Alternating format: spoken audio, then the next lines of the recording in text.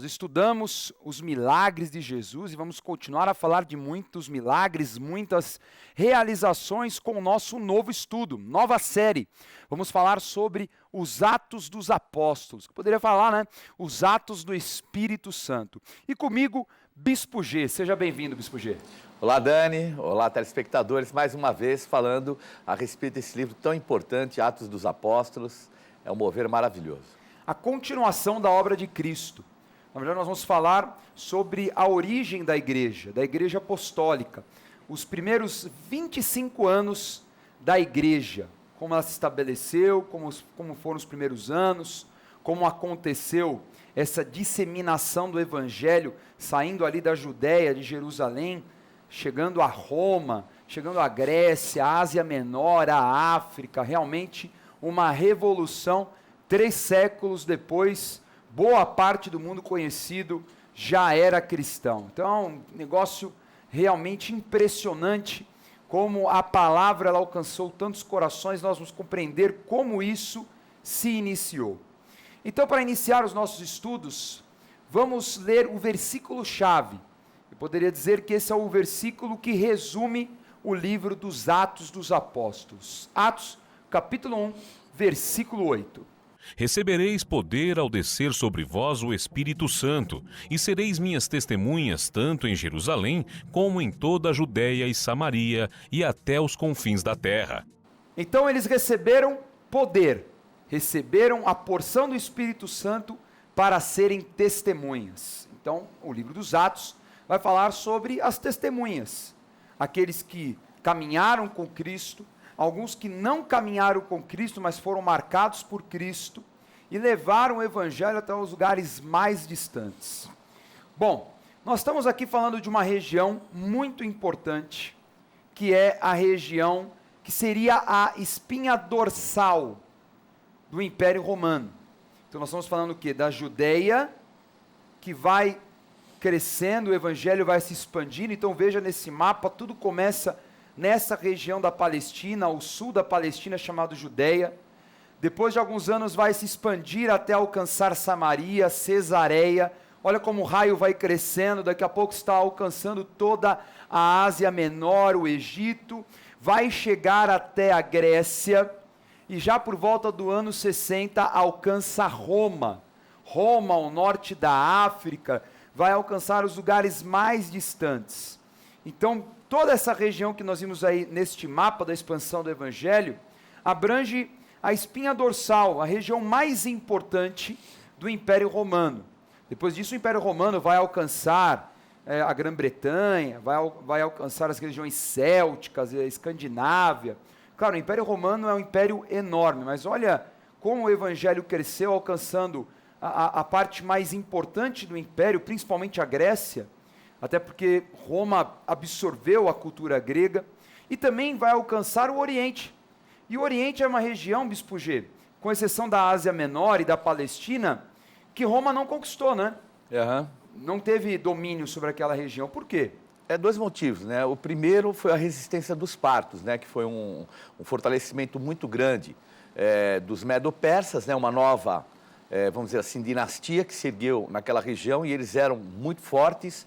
E um outro também, que o objetivo deles não era entrar tanto no Oriente. A despeito de lá já ter tido ali, vamos dizer assim, uma cultura grega, tudo, ele preferiu ficar mais ali no oceano, no mar Mediterrâneo.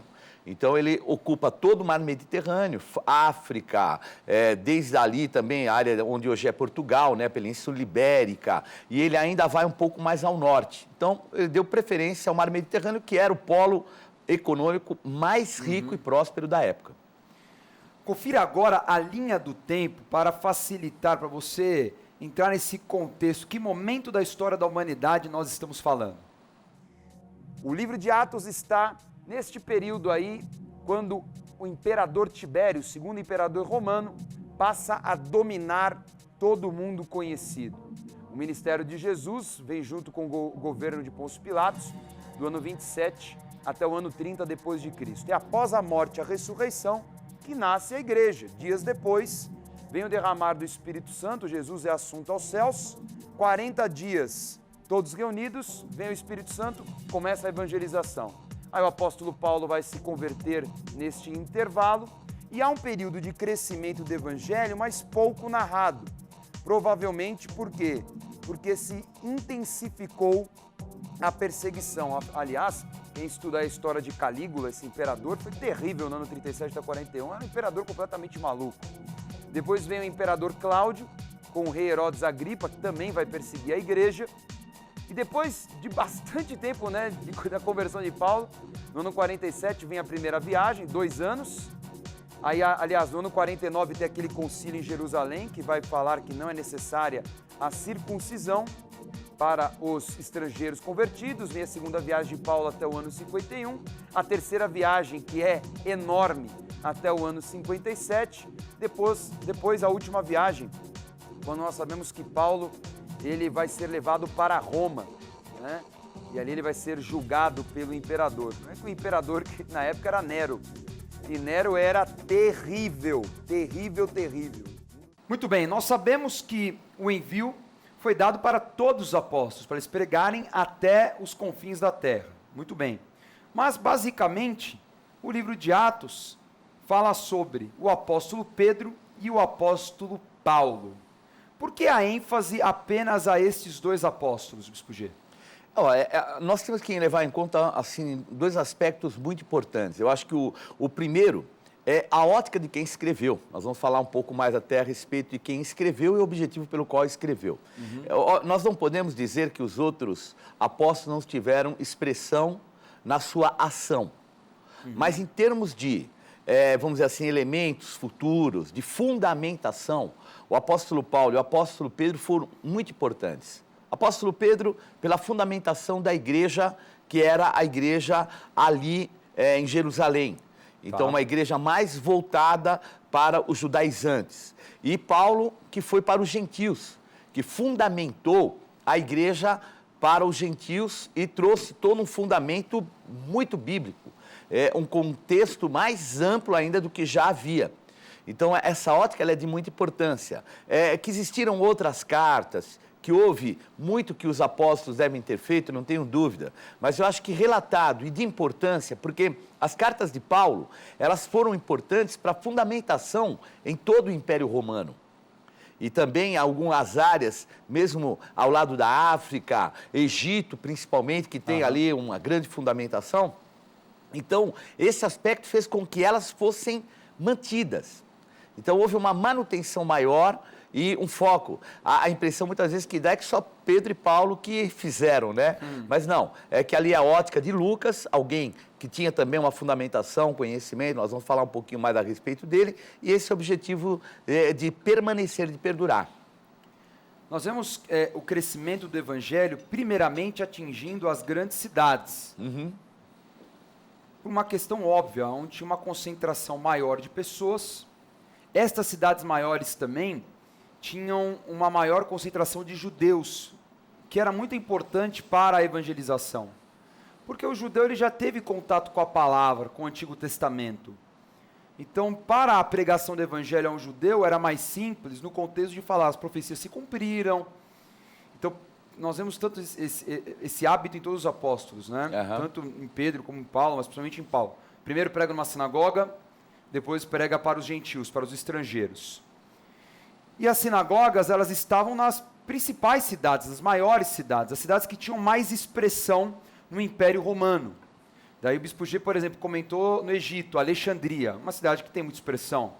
Nós temos Antioquia da Síria, que será até, vamos dizer assim, a base para expandir o evangelho à Grécia, à Ásia Menor, aos estrangeiros. Aí nós temos diversas cidades da região da Galácia, da Panfilha, que é a região da Ásia Menor.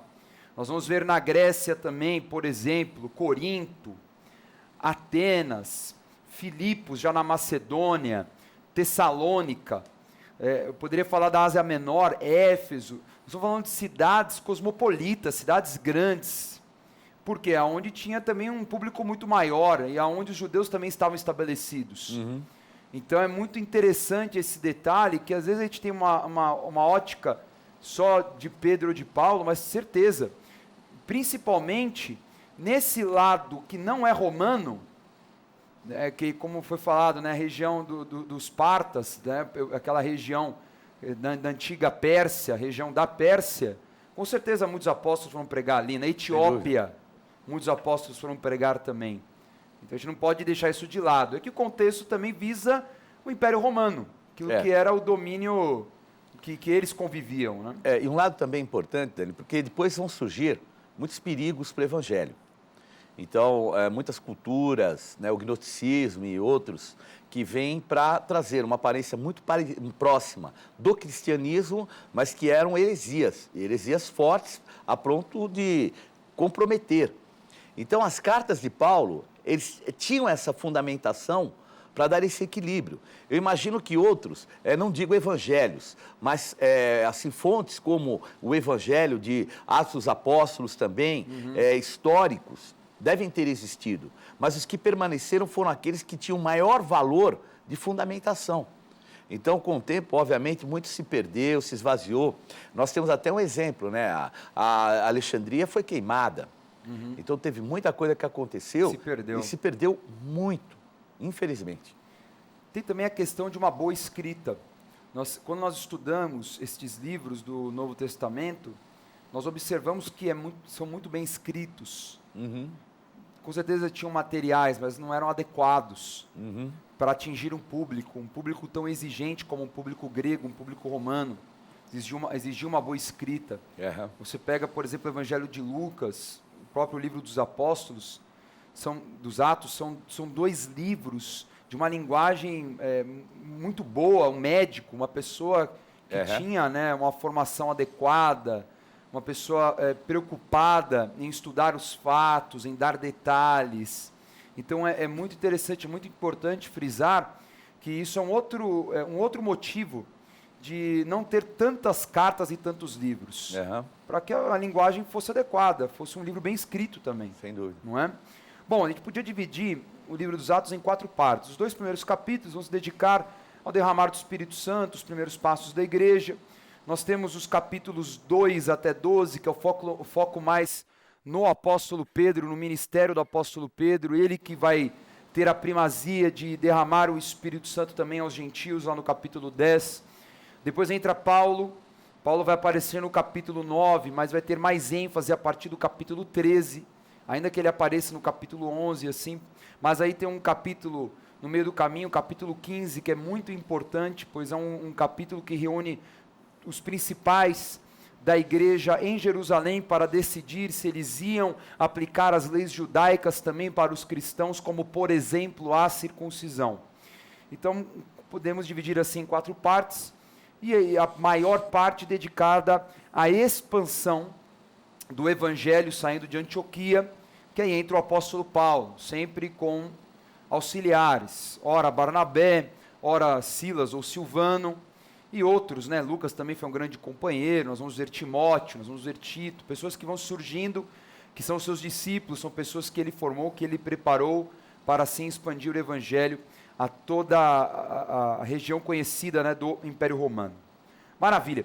E o livro de Atos é um livro muito importante, porque narra fatos que vão contribuir para o entendimento das cartas de Pedro, de Paulo, dos outros apóstolos, né? Ajudam a gente a entender um pouquinho esse cenário, porque quando você lê as cartas, você vê ele às vezes dando uma bronca, uma exortação, e aí é difícil entender o contexto histórico, mas quando você estuda o livro de Atos, você começa a entender, esse comportamento de guerra espiritual na carta aos Efésios, nós vemos que em Atos 19, ele falando em Éfeso, aquele conflito que ele teve, né, com a religiosidade, com Diana dos Efésios, aí você vê que é um ambiente espiritual comprometido. Então é muito bacana quando você conecta os fatos narrados em Atos com as cartas de Paulo. Né, fica mais simples de entender as cartas. Maravilha. Veja nessa tabela, para facilitar o teu entendimento, preste atenção. Então, o livro de Atos é escrito por Lucas, que foi um companheiro de Paulo, provavelmente escrito após o ano 60, porque narra a chegada do apóstolo Paulo em Roma, chegou por volta do ano 60. Nós temos aí 28 capítulos, e basicamente fala da visão apostólica, da expansão, da fundamentação da igreja. Bispo G, Lucas realmente esteve em todas as viagens? Porque ele sempre fala nós, quando coloca nós é como se ele tivesse participado. Assim, uma boa parte dá a impressão que sim, né? Porque ele se coloca ali também como alguém participante. A despeito dele colocar, falando, obviamente, de Paulo estar juntos, tem alguns momentos que a gente sabe que está Silvano, Silas, assim por diante. Mas a maneira que ele descreve que, em grande parte, ele esteve presente. E a gente percebe isso muito na finalização do livro. Porque na finalização do livro, quando ele vai para Roma, a gente percebe que ele verdadeiramente era um companheiro de Paulo. Uma pergunta, eu vou ler aqui um trecho de Colossenses 4, que é o seguinte, ó, versículo 10. Saúda-vos Aristarco, prisioneiro comigo, e Marcos, primo de Barnabé, sobre quem recebestes instruções, versículo 11. E Jesus, conhecido por justo, os quais são os únicos da circuncisão que cooperam pessoalmente comigo pelo reino de Deus. Eles têm sido meu lenitivo. Tudo bem, pula para o 14. Saúda-vos Lucas, o médico amado, e também Demas, que estavam com ele. Aqui, será que eu posso afirmar que Lucas não era judeu? Eu creio que sim, porque se ele fosse judeu, já teria sido colocado aí. Talvez não seja judeu puro, como Timóteo. Timóteo tinha uma mistura, né? Então ele tinha a mistura de grego com judeu. Então eu calculo que Lucas deveria ser dessa forma, porque seria impossível alguém que tivesse só a cultura grega, tivesse a fundamentação que ele tem, e fosse alguém apropriado para escrever um evangelho inteiro, e também os Atos dos Apóstolos. Então, eu acho que ele era um descendente de judeu com grego, mais ou menos o que era Timóteo. Uma importante personalidade, acho que no século II, século III, Eusébio de Cesareia, ele afirma que provavelmente Lucas era de Antioquia, né? E também nós temos assim detalhes que falam que ele provavelmente foi líder da igreja em Filipos, nos primeiros 6 anos, e depois passou a acompanhar Paulo. Não tem tanto embasamento, mas por uma questão, né, de herança histórica, muitas pessoas, estudiosos acreditam e proximidade, né? Então ainda Eusébio está próximo, né, do tempo, então é alguma coisa um pouco mais latente, né? Nós vemos Lucas no Evangelho afirmando, ele coloca assim, que ele fez acurada investigação. Seria natural de um cara... de um médico, de alguém que tem uma visão mais científica. Aquele que vai apurar fatos, vai checar se é real, vai pegar testemunhas, deve ter ouvido todos os apóstolos, ouviu muitas versões, para assim compilar um texto. Então nós vemos que ele também vai atingir um público, pode ser um público universal, porque acaba atingindo a gente também, mas com certeza um público muito intelectual, com muita influência do intelecto. No caso, podemos falar um público grego. Um público que exigia este conhecimento, né? E, então ele vai ter aquela visão médica das coisas, ele vai dar detalhes que os outros evangelhos não dão, né? Mais descritivo.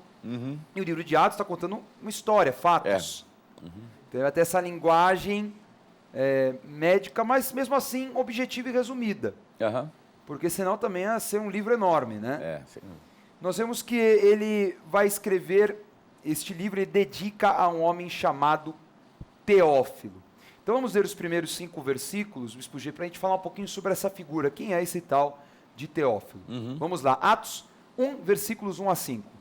Escrevi o primeiro livro, o Teófilo, relatando todas as coisas que Jesus começou a fazer e a ensinar até o dia em que, depois de haver dado mandamentos por intermédio do Espírito Santo aos apóstolos, que escolhera, foi elevado às alturas. A esses também, depois de ter parecido, se apresentou vivo, com muitas provas incontestáveis, aparecendo-lhes durante 40 dias e falando das coisas concernentes ao reino de Deus. E comendo com eles, determinou-lhes que não se ausentassem de Jerusalém, mas que esperassem a promessa do Pai, a qual disse ele: de mim ouvistes. Porque João, na verdade, batizou com água, mas vós sereis batizados com o Espírito Santo, não muito depois destes dias. Bispo G, nós vemos o texto que ele dedica este livro, como também o Evangelho, a um homem chamado Teófilo. O que significa a primeira palavra Teófilo em grego? Teófilo é amigo de Deus, né? Então, amigo, Theo, Deus, Filos, amigo, né? Um sentimento, né? Filéu.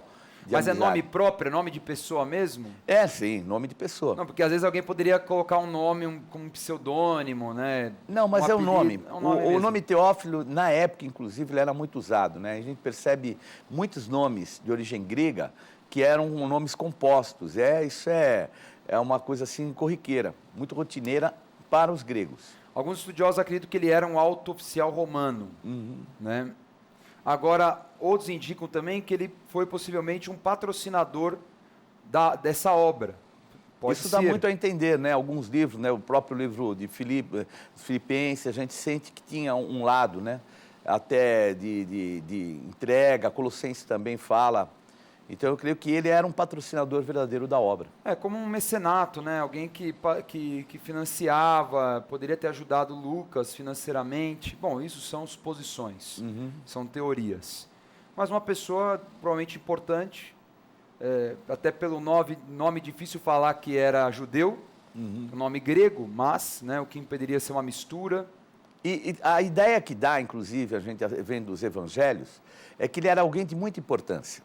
Porque não seria alguém como Lucas, um médico, uma pessoa que deveria ter muitos atributos. Nós falamos no médico de hoje, que já é cheio de atributos e a condição social é excelente. Nós falamos no médico naquela época, que seria, a rigor, muito mais importante, entre aspas. Sim.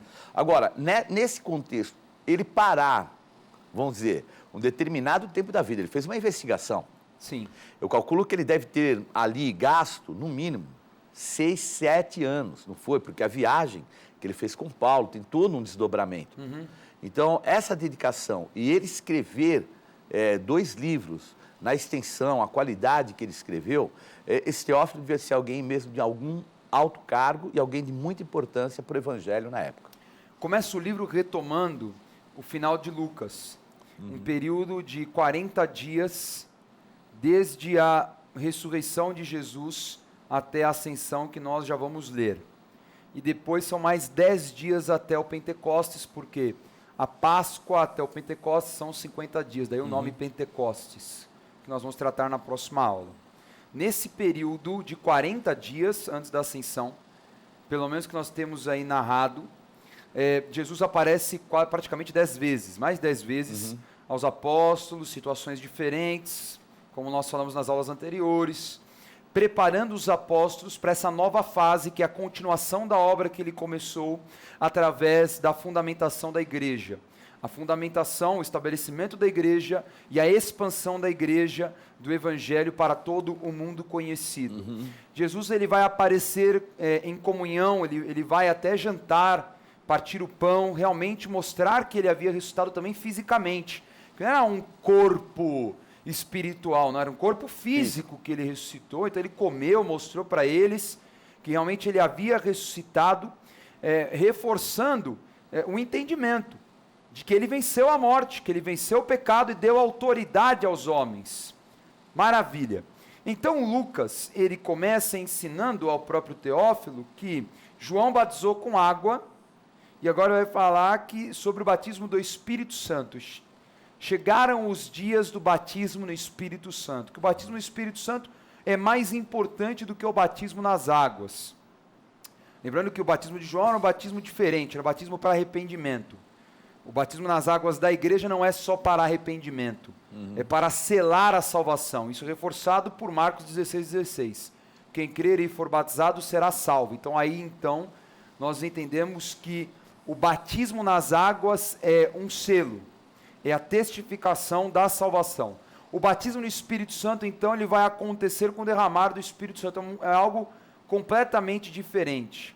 Ou seja, a pessoa ela passa a ter uma marca definitiva do Espírito Santo, ela vai ter uma experiência da plenitude do Espírito Santo na vida dela. Então é muito bacana porque o livro começa com essa marca.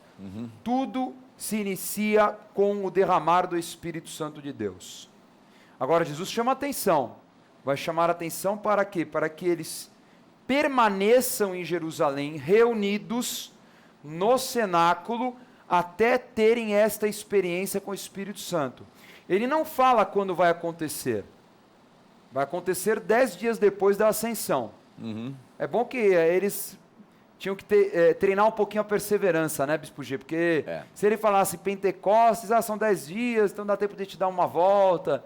Nós vamos ficar reunidos, orando, até o Espírito Santo ser derramado. E ora, 10 dias reunidos em oração, buscando a presença de Deus, para que realmente acontecesse esse start, este grande início. Então vamos continuar a leitura. Você já entendeu aí quem foi o personagem alvo, qual é a proposta, e agora nós vamos ler os versículos 6 a 9, que vão dedicar o quê? A ascensão de Jesus. Então os que estavam reunidos lhe perguntaram: Senhor, será este o tempo em que restaures o reino a Israel? Respondeu-lhes: Não vos compete conhecer tempos ou épocas que o Pai reservou pela sua exclusiva autoridade, mas recebereis poder ao descer sobre vós o Espírito Santo, e sereis minhas testemunhas, tanto em Jerusalém como em toda a Judéia e Samaria e até os confins da terra. Dita estas palavras, foi Jesus elevado às alturas, à vistas deles, e uma nuvem o encobriu dos seus olhos. Olha só a pergunta que eles fazem para Jesus. Senhor, será este o tempo em que restaures, né, o reino a Israel? Bispo G, poderia dizer que eles ainda estão com uma visão política de Jesus? Por incrível que pareça, a expectativa deles ainda é meio política, porque essa época, a época desde o século III em diante, antes de Cristo, foi muito marcada pela área política. Então, o domínio grego, foi bem complicada esse tempo. E depois ainda vem Roma. Então, houve um fortalecimento muito grande na parte religiosa, né, principalmente a parte dos macabeus, que fez um mesclado com a política humana. Então, eles tinham isso aí enraizado neles, esse mesclado, né, do Messias, que vinha como um rei, que vinha também trazer uma adequação política para Israel. Então, ainda tinham aqui essa expectativa, né, por incrível que pareça. E ainda podendo se apoiar, por exemplo, numa palavra profética de Ezequiel 36, claro, por uma interpretação, né? Versículo 27 diz assim, porei dentro de vós o meu espírito e farei que andes os meus estatutos, guardeis os meus juízos e os observeis. Habitareis na terra que eu dei a vossos pais, vós sereis o meu povo e eu serei o vosso Deus. Então aí pega um negócio desse e fala, não, olha, o Messias é aquele que vai vir aqui, vai reinar, vai dominar, vai criar um grande império israelita. E um dado também importante, Dani, que muitas das passagens que eram proféticas, que falavam que era um tipo de Cristo, foram ligadas a Salomão. E Salomão foi, assim, um grande, extremamente grande político. Então, são palavras que falavam do Cristo nessa condição. Então, também isso marcou muito, né, as gerações que vieram à frente. Importante lembrar que Salomão, ele teve o maior alcance geográfico do reino de Israel. Perfeito. Ele chegou a ter domínio porque o que ocuparia hoje quase que 7 países. Minimamente, fora o que eles tinham que ele tinha acordo. E ele foi o homem que alcançou praticamente a promessa que Deus deu a Josué. Perfeito. Então eles tinham aquela coisa assim, nós vamos restaurar esse reino que vai dominar, que vai nos tirar da opressão de Roma. E na verdade Jesus olhou, meu Deus, ainda com essa ideia na cabeça. A ideia era desde o Egito até o Eufrates, né, que era o domínio que Salomão exerceu, né, como filho de Davi, entre aspas. E essa era uma expectativa ainda. Agora ele fala assim, não vos compete conhecer tempos ou épocas. Já chegou e falou assim, o Pai sabe, esse tipo de discussão não cabe agora, esse reino também que vocês estão querendo não existe, no reino que eu estou estabelecendo, o reino dos céus. Puxa vida, Bispo G, quantas vezes em parábolas, em tantos ensinos, ele falou o termo reino dos céus e eles ainda não se ligaram nesse reino celestial. Agora, Mateus 24:36, ele tinha comentado sobre isso, mas a respeito daquele dia e hora ninguém sabe, nem os anjos dos céus, nem o Filho, senão o Pai. Então, eu falo, eles não prestam atenção no que Jesus falava, não é possível. É uma realidade. Dificuldade mesmo de guardar as coisas que Jesus ensinou. E ele fala, eu já avisei, não compete. Se a mim não compete, imagina para vocês. É claro, na condição de homem, porque na condição espiritual, Jesus é trindade, é Deus, ele sabe todas as coisas. Mas na condição humana, não. Não é? Então, é muito interessante assim, a falta de atenção. Versículo 8, ele fala assim, vocês serão as minhas testemunhas. Que palavra grega é usada para testemunhas, Bispo G? O termo aqui usado é a palavra martis, né? Martiriomai, que é aquela pessoa que é, vamos dizer assim, um idealista, alguém que representa uma testemunha de um fato. Só que havia embutido o sofrimento para ser testemunha. Então, havia essa... E depois isso ficou muito marcante, né? A palavra mártir. Então, hoje, por exemplo, aqui no Brasil, o mártir da independência é Tiradentes. É aquele que morreu por um ideal. Obviamente, ali eles eram testemunhas de um ideal espiritual. E praticamente, nessa época já, alguns apóstolos, na época que foi escrita, alguns apóstolos já tinham sido mártires. Então, Tiago e outros já tinham, infelizmente, sido martirizados, né? Até o termo é usado, né? Então, é esse testemunha. Mas a parte testemunha é alguém que representa e vai ter poder para ser testemunha. Então, não é só a ideia de que vai morrer por. Aproveitando essa pegada que a gente está, Bispo G, de observar, tanto nos evangelhos como também em Atos dos Apóstolos, o cumprimento de profecias, porque nós vemos cada versículo acompanhado de um cumprimento de profecia, ou tratando sobre alguma profecia.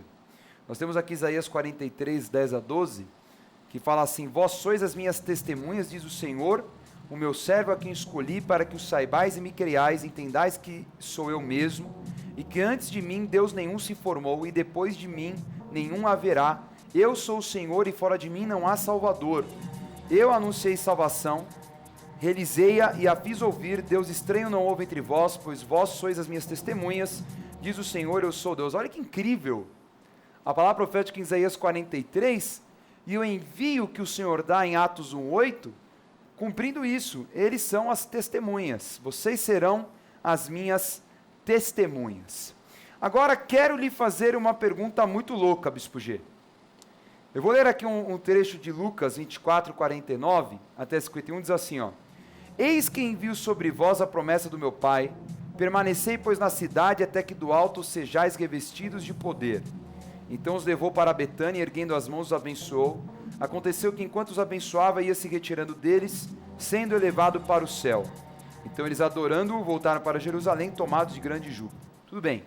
Nós temos essa narração que encerra o Evangelho de Lucas, e ele retoma isso no início do livro dos Atos. Muitas pessoas ficam confusas, por quê? Porque o capítulo 24 narra o dia da ressurreição. E a pergunta é, Jesus ascendeu aos céus no dia da ressurreição e depois se manifestou várias vezes espiritualmente ou humanamente, enfim, numa condição diferente, durante 40 dias, ou ele, após a ressurreição, se manifestou várias vezes durante esses 40 dias, e só depois de 40 dias, então, ele foi assunto aos céus. O que é coerente? Assim, obviamente, Deus pode todas as coisas, Jesus, na condição que ele estava lá, pode todas as coisas. Eu creio que ele ficou, assim, tem um momento, até para colocar a base do que eu vou falar, tem um momento que ele fala assim, não toqueis em mim, porque ainda não fui para o Pai. Então ele tinha ressuscitado, já era mais do que, já era o terceiro dia, e ele não foi para o Pai. E disse, vou para o vosso Pai, para o meu Pai, vosso Pai, assim por diante. Então, ele não tinha, no dia que ele ressuscitou, ele não ressuscitou já indo para o Pai. Então ele ressuscitou de forma humana, corporal, para esse tempo, para poder vencer a morte. E aí, se ele depois ainda apareceu como testemunha durante 40 dias, eu creio que foi importante esse período desses 40 dias aqui, para depois ele ir definitivamente, ter um corpo glorificado. O meu interpretar, existem várias correntes a esse respeito, é que ele nesse tempo ele ficou aqui de alguma forma ainda atuando. Obviamente, alguns sabem, outros viram, teve pessoas que foram testemunhas, que não é compilado, que não é colocado, mas mostra que até para mais de 500 testemunhas ele apareceu. Na Galileia, Na Galileia.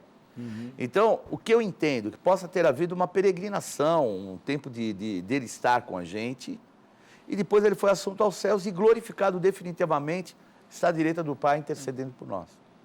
Lucas talvez ele deu uma pulada. Ele só pulou, não quis narrar os 40 dias. Ou ele deixou para outro livro.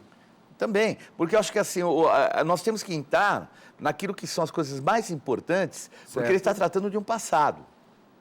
Então ele está fazendo um levantamento de um passado. Agora, aquilo que ele escreveu, participante, é bem nos Atos dos Apóstolos. Então esse período do início, da caminhada, mesmo com Paulo, o que a gente interpreta é que ele não participou. Então ele pegou o quê? Os dados mais importantes para trazer uma fundamentação, principalmente para levar para essa pessoa chamada Teófilo. Que assim, eu entendo que ele era realmente alguém de muita expressão e era alguém bem convertido. Porque quando ele usa na escrita, ele não fala com alguém estranho, ele fala o Pai. O Pai como se fosse algo íntimo. Então, quando ele fala de Deus o Pai, ele está escrevendo para alguém. Em comunicação, a gente sabe. Eu vou usar aquilo que eu vou comunicar, por exemplo, para você, na tua linguagem, naquilo que você entende. Eu nunca usaria Pai se você não cresce que Deus é Pai. E o Pai é um sentido mais íntimo. Ele podia falar Deus, ele podia falar o Senhor. Então, a gente percebe que alguém próximo, alguém realmente já convertido e que já tinha alguma estrutura realmente de potencializar o Evangelho. Vamos completar esse primeiro bloco lendo os versículos 10 e 11 que narram a ascensão de Cristo. E estando eles com os olhos fitos no céu, enquanto Jesus subia, eis que 2 varões vestidos de branco se puseram ao lado deles, e lhes disseram: varões galileus, por que estáis olhando para as alturas? Esse Jesus, que dentre vós foi assunto ao céu, virá do modo como visse subir. O Evangelho de Lucas fala que foi próximo a Betânia. Betânia, que fica a 3 quilômetros de Jerusalém, realmente é muito próximo, é uma aldeia.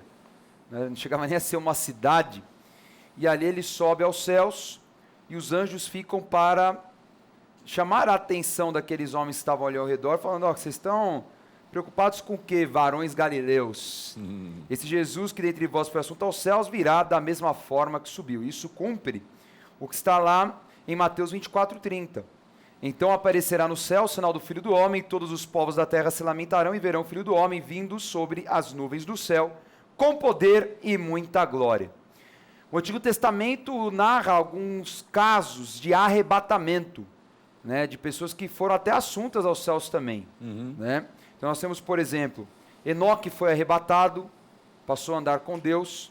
Nós temos uma ascensão que foi de Elias, clara, ele também foi arrebatado aos céus. Nós temos o caso do apóstolo Paulo, que aparenta ter vivido um arrebatamento, na segunda carta aos Coríntios, capítulo 12, não é uma ascensão, mas narra ali um arrebatamento, uma experiência que ele teve nas regiões celestiais. E nós temos o caso de Moisés, que morreu, mas ninguém sabe onde está, não dá para falar que ele foi arrebatado, nem que ele foi assunto aos céus. E também quero deixar claro, Bispo G, que não há nenhum apoio bíblico para algumas religiões que dizem que Maria também ascendeu aos céus. Isso, sem dúvida. Não existe. Nada, absolutamente. Uma vez eu estava conversando com um homem muito religioso que falou assim: não, mas encontraram-se em cavernas desenhos de Maria subindo aos céus no século III. Eu falei: cara, sinceramente, tudo depois do século II é muito complicado. É verdade, falou tudo. Tudo ainda mais no na 3. teologia, tudo depois do século II é muito complicado. Poucas coisas ali nós levamos realmente a sério. Por causa da perseguição romana, do crescimento do gnosticismo, que era uma manipulação da verdade cristã. Tem que tomar muito cuidado, né, com esses conceitos que estão fora de embasamento bíblico. Fica a dica para todo mundo. Nós vamos falar bastante de todo o desenvolvimento da igreja, como tudo começou, como se expandiu em 25 anos até atingir Roma, a grande capital do império. Bom, nós vamos ler agora o versículo 12 em diante, que nós vamos estudar a escolha do substituto de Judas Iscariotes, que morreu enforcado.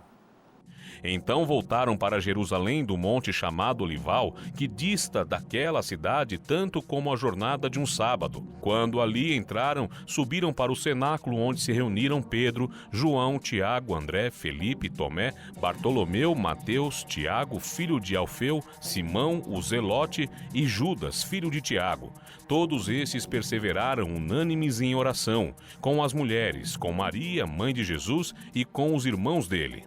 Veja aí no mapa de Jerusalém, note como o cenáculo era muito próximo ao templo, e o templo, é claro, era muito próximo também ao Monte das Oliveiras, uma coisa de 800 metros de distância de Jerusalém, o Monte das Oliveiras. Por isso que fala, né, que eles voltaram para Jerusalém, saindo do Monte das Oliveiras até chegarem ao cenáculo, aonde eles passaram a se reunir e a esperar o derramar do Espírito Santo. Aqui tem uma lista dos 11 apóstolos, tem um nome ou outro um pouco diferente, mas são os mesmos 11. Talvez seja a forma diferente que Lucas os chama, ou como ele ouviu serem chamados. Bispo G, este cenáculo seria o mesmo lugar da Santa Ceia? Porque lá em Lucas 22, 12, fala assim, que Jesus falando aos discípulos, vos mostrará um espaço, um cenáculo espaçoso mobiliado, ali farei os preparativos, e indo tudo encontraram como Jesus dissera e prepararam a Páscoa. Então, provavelmente era o mesmo lugar? A ideia que se dá é que seja o mesmo lugar, né? Porque senão eles colocariam um outro termo, né? Até para uma linguagem de comunicação, a gente percebe, é o mesmo local. Quer dizer cenáculo? Cenáculo seria assim, é um tipo de uma sala ampla, né? O termo cenáculo seria uma sala ampla, um local de reunião. Como se fosse um salão de festas hoje. Isso, seria mais ou menos isso. Uma sala de reuniões. Uhum.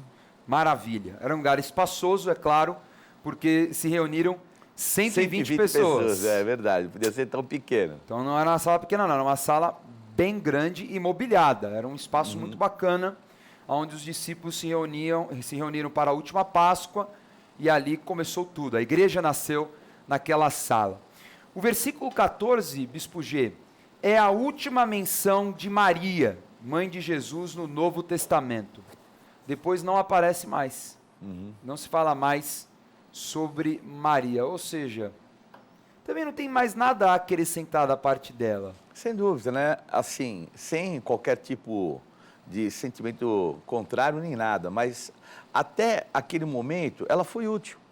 A partir daquele momento, ela era uma testemunha como outras. Sim. Mas 120, quem iria atuar mesmo eram os apóstolos. Sim. Então, por isso era o ato dos apóstolos, e agora não era mais o momento dela como mãe, acompanhou, foi uma serva fiel, passou por todo o processo, continuou na igreja de Jerusalém, graças a Deus, dando fruto. Sim. Mas já não era mais o foco a vida dela, até por uma série, né, de situações. Uma mulher, ali ela já deveria ter por volta, vamos dizer, de uns 70 anos, assim, já não daria mais também, né? Claro. Só lembrando que esse mesmo local, isso está em João capítulo 20, né? No dia da ressurreição, Jesus apareceu 2 vezes. 2 vezes no cenáculo, é óbvio que eles estavam reunidos ali por causa da Páscoa. E uma coisa que é curiosa é que 8 dias depois eles ainda estavam no cenáculo. Porque aparece para Tomé também. E Tomé, que estava incrédulo, né? Tomou um chá de cadeira de 8 dias aí até Jesus aparecer. Então era comum, muitas vezes, ficarem mais tempo ali em Jerusalém, né? Não assim, acabou a festa da Páscoa, vamos embora. Às vezes ficar mais, era algo normal mesmo, da cultura ficar mais uma semana. Tinha alguns que esticavam, quem tinha muita posse, esticava até o Pentecostes, passava 50 dias em Jerusalém. Enfim, não era algo raro. Não, tá bom? É só por uma questão de curiosidade, né? Jesus apareceu algumas vezes no cenáculo. Bom, vamos ler então os versículos 15 a 22, que esse é um tema muito polêmico, Bispo G, sobre essa escolha. Quem vai substituir Judas Iscariotes completando os 12? Vamos ler. Naqueles dias levantou-se Pedro no meio dos irmãos, ora compunham-se a assembleia de umas 120 pessoas, e disse: Irmãos, convinha que se cumprisse a escritura que o Espírito Santo proferiu anteriormente por boca de Davi, acerca de Judas, que foi o guia daqueles que prenderam Jesus, porque ele era contado entre nós e teve parte neste ministério. Ora, este homem adquiriu um campo com o preço da iniquidade, e precipitando-se rompeu-se pelo meio, e todas as suas entranhas se derramaram. E isto chegou ao conhecimento de todos os habitantes de Jerusalém, de maneira que em sua própria língua esse campo era chamado Alceu-Damá, isto é, campo de sangue, porque está escrito no livro dos Salmos: fique desperta a sua morada, e não haja quem nela habite, e tome outro o seu encargo. É necessário, pois, que dos homens que nos acompanharam todo o tempo que o Senhor Jesus andou entre nós, começando no batismo de João, até o dia em que dentre nós foi levado às alturas, um desses se torne testemunha conosco da sua ressurreição. Então Pedro levanta aí a questão, capitão do time, gente, alguém tem que substituir Judas para compor um grupo de 12. E aí conta um pouquinho, né, o detalhe do que aconteceu com Judas, que foi algo, pelo menos aqui, horrível. Comprou-se um terreno, aqui em Mateus 27, versículo 5, fala assim, ó, então Judas, atirando para o santuário as moedas de prata, retirou-se e foi enforcar-se. Então realmente ele morreu enforcado. Os principais sacerdotes tomando as moedas, e aí no versículo 7, compraram elas o campo do oleiro para cemitério de forasteiros, e aquele campo tem sido chamado até aquele tempo, né, de campo de sangue. Então, esse local, veja aí no mapa, é uma região fora de Jerusalém, né, o Vale do Inom, fica no sul do Vale do Inom. Então, realmente é um lugar de cemitério, um lugar de morte.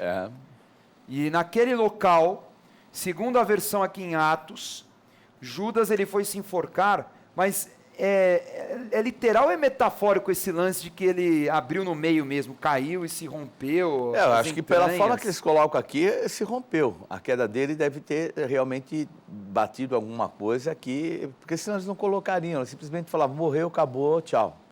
Então até o fato de ser rompido as entranhas tinha um porquê, né? Ele pode ter morrido, rompeu a corda, se debateu, acabou caindo, se feriu, é algo horrível, uma morte horrível. Um homem que não encontrou um caminho de arrependimento.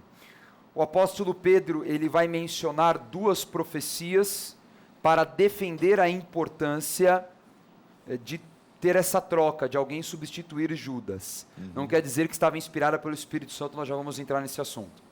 Mas o Salmo 69, versículo 25, fique deserta a sua morada e não haja quem habite em suas tendas.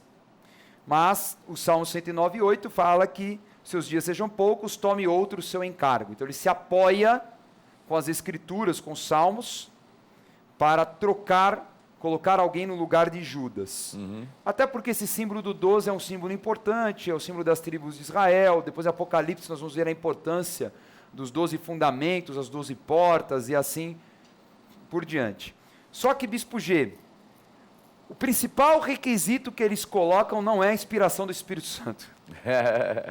Até porque eles ainda não foram batizados. Mas eles colocam assim, principal requisito, que seja uma testemunha ocular do ministério de Jesus. Um cara que acompanhou o ministério de Cristo, esteve mais presente como os apóstolos, desde o batismo de Jesus até a ressurreição, até aquele momento, vamos colocar assim. Vamos ler os versículos 23 a 26, que eles vão apontar 2 personagens. Vamos lá. Então propuseram 2, José chamado Barsabás, cognominado Justo, e Matias, e orando disseram, Tu, Senhor, que conheces o coração de todos, revela-nos qual desses 2 tem escolhido para preencher a vaga neste ministério e apostolado, do qual Judas se transviou, indo para o seu próprio lugar. E os lançaram em sortes, vindo a sorte recair sobre Matias, sendo-lhe então votado o lugar com os 11 apóstolos. Então 2, José chamado Barsabás, que significa filho do sábado, né? Talvez ele se converteu no sábado, né? Sei lá, ou ele nasceu literalmente no sábado, enfim. Chamado de Justo, e Matias. Bom, eram 2 homens, já entendemos que acompanharam os 3 anos do ministério de Jesus, mas não faziam parte dos 12. Eles vão deitar sortes. Um costume dos judeus, né? Tem o Urim e o Tumim, né? Que era uma forma, no tabernáculo, os sacerdotes deitavam sortes para terem respostas de Deus. Eu estava pesquisando aqui, Bispo G, primeiro livro dos Crônicas, 25, versículo 8, que deitaram sortes para designar as atividades. Davi deitou sortes para determinar o que cada oficial trabalharia no templo. Então era um costume. Então eles aplicaram um costume judeu da terra, da lei, para determinar quem seria um apóstolo sucessor. E aí, Bispo G, deu certo, não deu? Qual a tua interpretação sobre esse fato? Eu acho assim, para o momento, deu certo diante daquilo que eles estabeleceram. Mas é engraçado, assim, a forma que eles falam. Então eles falam, Senhor, tu que conheces todas as coisas, escolhe dentre esses dois aquele que deve ocupar o lugar de Judas. Então, mas quem é os dois? Os dois foram que eles escolheram, né? Quer dizer, o Espírito Santo não tinha muita opção, né? Porque, agora, se eles tivessem entendimento do que era a autoridade que já havia sido delegada a eles, eles já tinham recebido a autoridade delegada para procurar alguém e que tivesse o perfil, não só por estar, mas pelo perfil. E que eles, como apóstolos, determinariam, é esse que vai ocupar o lugar. Já foi delegada a autoridade para eles. O Espírito Santo já foi soprado sobre eles. Eles têm autoridade até para perdoar pecados, mas eles não fazem uso. Eles ainda estão no processo de entendimento do que é a autoridade que lhes foi delegada. Ainda não caiu a ficha.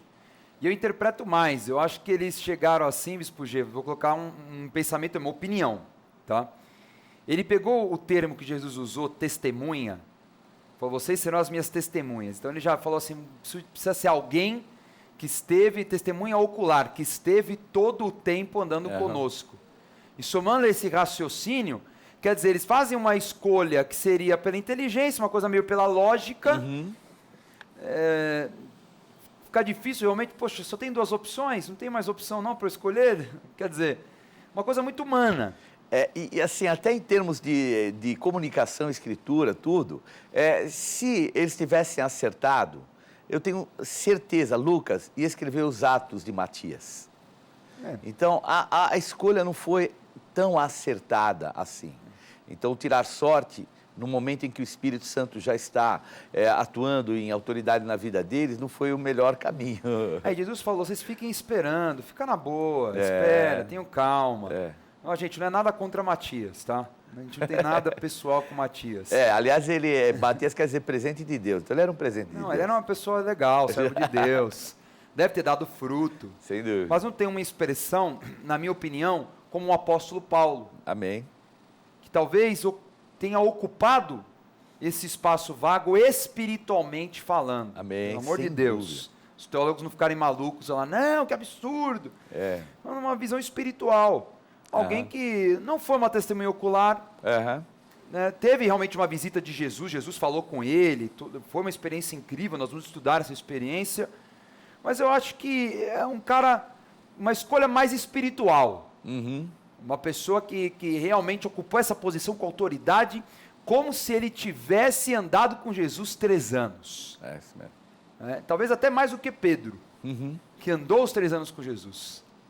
Então... fica aí a dica, né? Olha, deixa o Espírito Santo falar primeiro. Não vai ter pressa, eita ansiedade de querer logo, né? Fazer o time ficar completo. Mas o argumento é muito interessante. É tipo assim, Senhor, tu que conheces todas as coisas, o coração de todo mundo, escolhe entre esses dois que nós escolhemos aquele que deve ocupar tão importante cargo. Quer dizer, né? Aí tira o palitinho, e aí sai o palitinho. Isso. Meu Deus do céu. Tá certo, próxima aula nós vamos falar sobre o batismo no Espírito Santo, derramar, né? O primeiro derramar do Espírito Santo no Pentecostes. Confira a revisão da aula de hoje. Na aula de hoje, começamos o estudo sobre os Atos dos Apóstolos. Vimos que o livro narra aproximadamente 25 anos de desenvolvimento inicial da Igreja Apostólica, com foco principal nos apóstolos Pedro e Paulo.